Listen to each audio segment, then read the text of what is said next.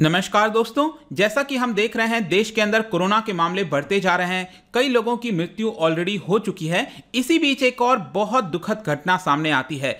महाराष्ट्र के अंदर नासिक डिस्ट्रिक्ट में एक अस्पताल है जहां पर बताया जा रहा है कि ऑक्सीजन टैंक के लीक की वजह से 22 पेशेंट्स की, जी हां, ये पेशेंट्स थे जो कि अस्पताल में भर्ती थे, उनकी यहां पर मृत्यु हो गई है। ये आप न्यूज भी देख पाओगे। 22 patients die in Nashik hospital after oxygen leak from tanker. तो एग्जैक्टली है क्या, कैसे ऑक्सीजन लीक कर गया और इसकी वजह से पेशेंट्स की मृत्यु कैसे हो गई, इन सब के बारे में मैं आपको बताऊंगा। यहां पर सबसे पहले आप देख सकते हो कि जो गवर्नमेंट हॉस्पिटल है नासिक के अंदर, इसका नाम है डॉक्टर जाकिर हुसैन हॉस्पिटल। तो बेसिकली अगर ऑक्सीजन के बारे में आप देखिए तो क्या होता है कि ऑक्सीजन सबसे पहले तो मैन्युफैक्चर किया जाता है इंडस्ट्रीज वगैरह या फिर मेडिकल चीजों के लिए। जो भी ऑक्सीजन होता है फिर उसका डिस्ट्रीब्यूशन किया जाता है, फिर वहां से आपका अलग अलग हॉस्पिटल्स तक पहुंचता है। तो हर हॉस्पिटल में अगर आप देखोगे, जितने भी बड़े हॉस्पिटल्स हैं वहां पर टैंकर्स बनाए जाते हैं ऑक्सीजन स्टोर करने के लिए। तो ये जो टैंकर है ऑक्सीजन स्टोर करने के लिए, वहां पर कुछ दिक्कत हो गई, लीकेज हो गया, जिसकी वजह से ऑक्सीजन की सप्लाई कट हो गई। क्योंकि आईसीयू के अंदर, इंटेंसिव केयर यूनिट के अंदर बहुत सारे पेशेंट्स भर्ती थे,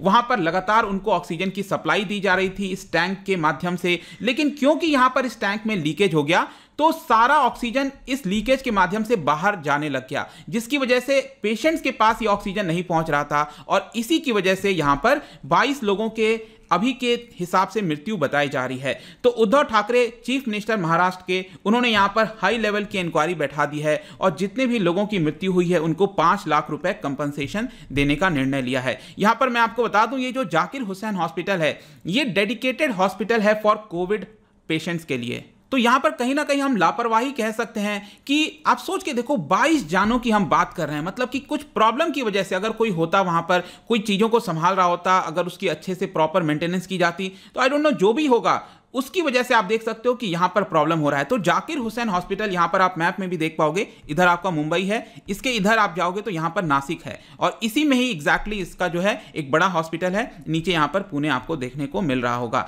और करीब 1 घंटा बताया गया कि लीकेज को ठीक करने में 1 घंटे लग गए थे और करीब 30 मिनट्स तक जो पेशेंट्स थे उनको ऑक्सीजन नहीं मिल पा रहा था। तो आप इमेजिन कर सकते हो यहां पर कि इतनी बड़ी दिक्कत हो गई होगी पेशेंट्स को। लेकिन यहां पर क्वेश्चन आता है कि किस तरह से लीकेज हो गया। तो बेसिकली क्या होता है कि ऑक्सीजन के लिए आप देखोगे जो टैंकर्स वगैरह होते हैं तो कई सारे कॉर्क लगे होते हैं, मतलब कि उसको सील करने के लिए।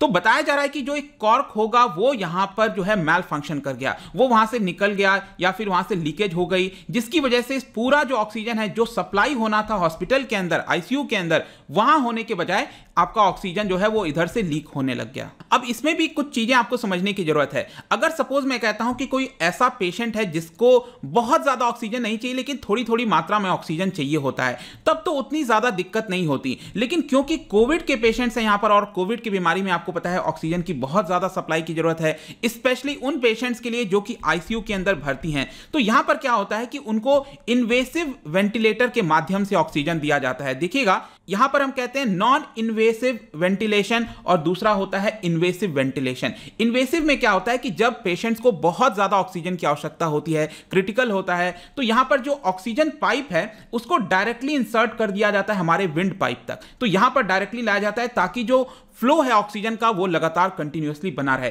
तो इस तरह की चीजों को कहते हैं इन्वेसिव वेंटिलेशन। और जो नॉन इन्वेसिव होता है उसमें सिंपली आपने देखा होगा इस तरह का मास्क होता है जो कि लगा दिया जाता है और ऑक्सीजन का पाइप यहीं तक रहता है और आपको डायरेक्टली ऑक्सीजन मिलता रहता है। तो नासिक वाले हॉस्पिटल में यहां पर प्रॉब्लम यह हुआ कि आईसीयू के अंदर बहुत सारे ऐसे पेशेंट्स थे जिनको लगातार ऑक्सीजन की आवश्यकता थी, इन्वेसिव वेंटिलेशन की आवश्यकता थी और यहां पर थोड़ा सा भी अगर ऑक्सीजन कम होगा तो ये प्रॉब्लम देखने को मिलेगी। और जो डिस्ट्रिक्ट ऑफिशियल्स हैं उन्होंने ये बताया कि जैसे ही कॉक में मैल फंक्शन देखने को मिला उसकी वजह से ऑक्सीजन इस तरह से लीक हो रहा था जैसे क्लाउड ऑफ गैस बन गया है। मैं यहां पर आपको इनफैक्ट जो इसका वीडियो शेयर किया जा रहा था वो भी दिखा देता हूं।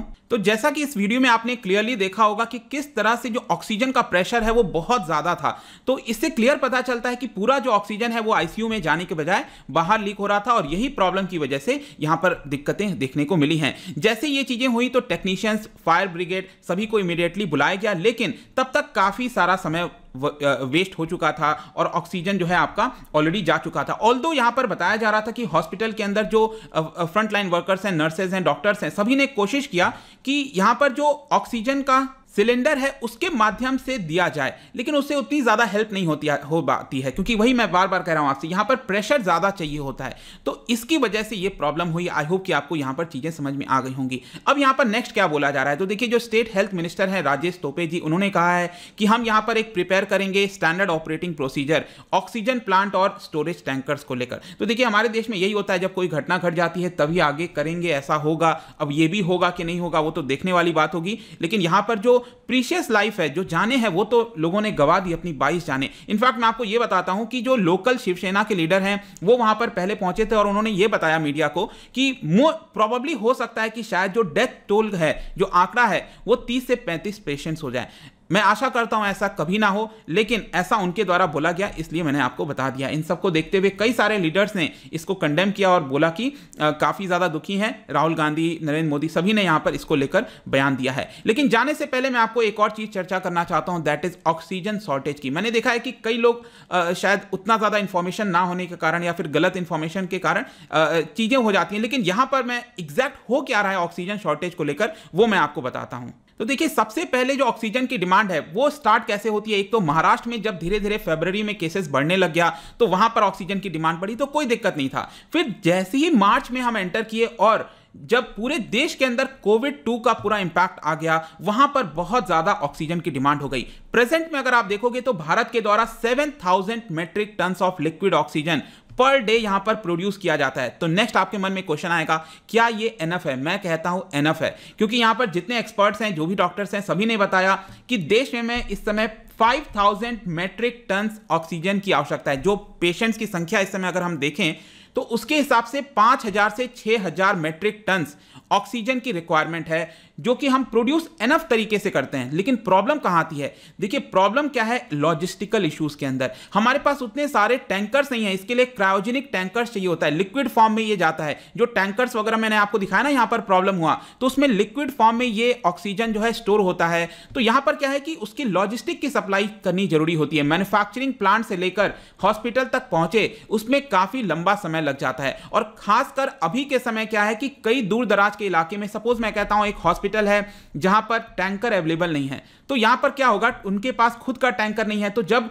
ऑक्सीजन का टैंकर आता है तो वहीं पर खड़ा रहता है और उनको उसके माध्यम से यहां पर सप्लाई करनी होती है। इस तरह के बहुत सारे इश्यूज आते हैं। तो बेसिकली हमारे देश में ऐसे में अगर आप देखोगे तो ऑक्सीजन मैन्युफैक्चरिंग से ज्यादा जो क्रायोजेनिक टैंक्स होते हैं उनकी आवश्यकता ज्यादा आपको मिलेगी। तो और अब आप सोचेंगे कि क्या इसको हम जल्दी से बना नहीं सकते? बना सकते हैं, लेकिन फिर भी बताया जाता है कि 3 से 4 महीना मिनिमम क्रायोजेनिक टैंक बनाने में लग जाता है। तो जो भी अगर फ्यूचर के लिए भी हम देखें तो यहां पर आई थिंक इसको लेकर कदम स्टार्ट कर देना चाहिए। नेक्स्ट यहां पर एक और खबर लगातार आ रही थी एक्सपोर्ट के बारे में, तो इसका भी मैं आपको बता देता हूं। देखिए डिपार्टमेंट ऑफ कॉमर्स के द्वारा जो डेटा जारी किया गया उसमें यह बताया गया है कि फाइनेंशियल ईयर जो पिछला वित्तीय वर्ष गया था 2021-22 में, तो यहां पर अप्रैल 2020 से लेकर जनवरी 2021 के बीच में हमने 9000 metric tons of oxygen supply किया है, जो कि डबल है किससे? पिछले साल के मुकाबले, जो 2019-20 के मुकाबले वहां पर हमने 4500 मेट्रिक टन सप्लाई किया था, एक्सपोर्ट किया था, लेकिन अभी हमने डबल कर दिया। लेकिन ये उतनी ज्यादा दिक्कत नहीं होनी चाहिए। उस समय हमें उतनी रिक्वायरमेंट नहीं थी, दूसरे देश को रिक्वायरमेंट थी। आज हो सकता है हमें रिक्वायरमेंट तो मे भी हो सकता है हम एक्सपोर्ट भी कराएं, लेकिन जैसा मैंने बताया कि अभी के हिसाब से अगर आप देखोगे तो ऑक्सीजन मैन्युफैक्चरिंग से ज्यादा प्रॉब्लम है लॉजिस्टिक में, पहुंच नहीं पा रहा है हॉस्पिटल्स तक। ठीक है, तो ये चीज है, आई होप कि आपको समझ में आ गया होगा। तो ये पूरी घटना हुई है दोस्तों, बहुत ज्यादा आहत हुआ था इसको देखकर कि 22 जाने just because of oxygen tank में कुछ प्रॉब्लम की वजह से। मिलता हूं आपसे दोस्तों next time, till then thank you very much, see you soon.